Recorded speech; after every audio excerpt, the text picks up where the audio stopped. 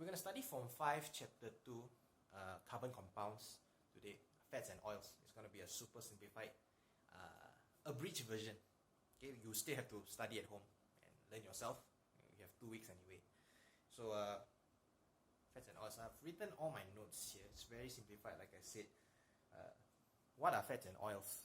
So, we have to first talk about the similarities. Fats and oils. Generally, molecularly, they are the same thing. They are the product of the reaction between alcohol and carboxylic acid. So alcohol and carboxylic acids combine together to form fats and oils. If this sounds familiar to you, it's because fats and oils are also considered esters.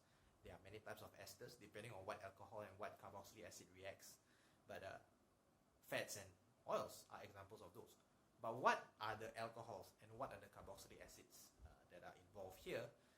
Well, it would depend on what type of fat. So now that we talk about, okay, they have this in common, it's alcohol plus carboxylic acid. Let's talk about the differences between fats and oils. So I've written down at least just three. Alright, so you got fats and oils over here. Fats are derived from animals, oils from plants. Fats have, they are solids at room temperature while oils are liquids.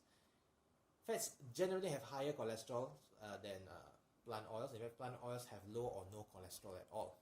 So when it comes to fats, right, you already learned this in Form 2. During digestion, you break down fat into fatty acids and glycerol. Fatty acids, they are actually literally three, and then you have one glycerol. So what are glycerol? What is a glycerol? This is what it is.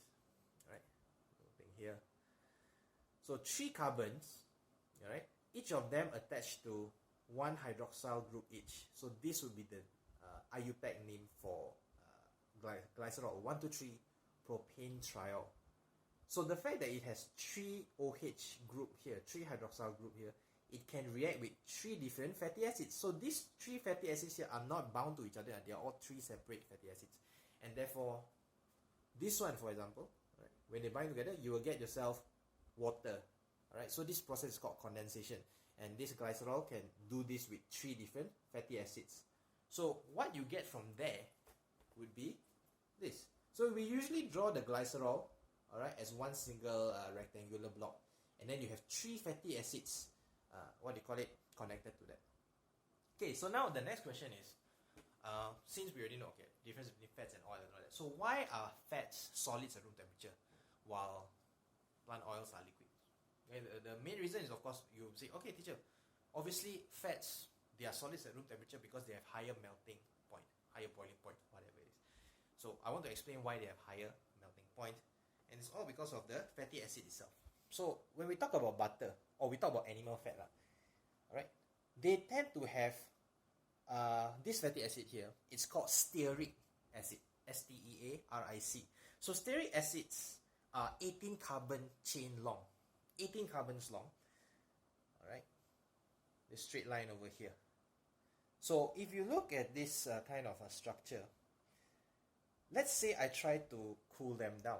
If I try to cool them down, what happens with this is just one single particle of it, just one single molecule. So you have, let's say, hundreds, millions, thousands of molecules. I cool them down all at the same time. They will all they will be all arranged very compact with each other. Now look at this shape. This is just a perfect shape to, it's like a brick, a rectangular brick. Just put them, make them as compact as possible. So as a result, the melting and boiling point will be higher because they are a lot closer to each other. In comparison, if you look at olive oil here. Now olive oil, the fatty acids for the olive oil, just so you know, all of them are glycerol. Okay, the glycerol is non-negotiable, but the fatty acids could be different. So the fatty acids for olive oil is known as oleic acid. That's the main one, O-L-E-I-C. Oleic acid is monounsaturated. It has one double bond on it. For whatever reason, right, whenever there's a double bond, right, there will be a quirk, within the carbon chain. Alright, there is a slight bend over here. So, if all these 3 fatty acids are oleic acids, which are possible, you will have a shape like this. Imagine you try to cool them down. How close can they be? The fact is that the shape is just not conducive for them to get as close as possible. That's why their melting and boiling point is lower as a result. As a result, they are already liquids at room temperature. Now, how about coconut oil though? Because coconut oil, right here, is also made out of straight carbon chains.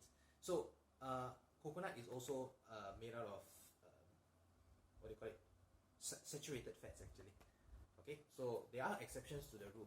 So you got this saturated fat here, and the line here is shorter because this is only 12 carbons long. Right? This is 18. This is 12 carbons long. So when you are only 12 carbons long, all right, the particle for coconut oil, this molecule, is smaller than butter when you compare. So the mass for butter particles are higher, all right. The size is also bigger. The van der Waals forces is also stronger. That is why butter will have a higher melting point and boiling point compared to coconut oil. Coconut oil's melting and boiling point is actually quite low in comparison to what they call it butter because of that. So there you are. That's the difference. Why is this fat? Why is fat solids at room temperature? Why is oil a liquid? But as for the next question, which one is healthier? Which one is more what do you call it? Good for health? It really depends because there's a lot of situations that we have to talk about.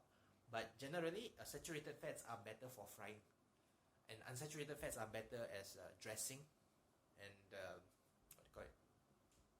And when you are not frying at very high temperatures.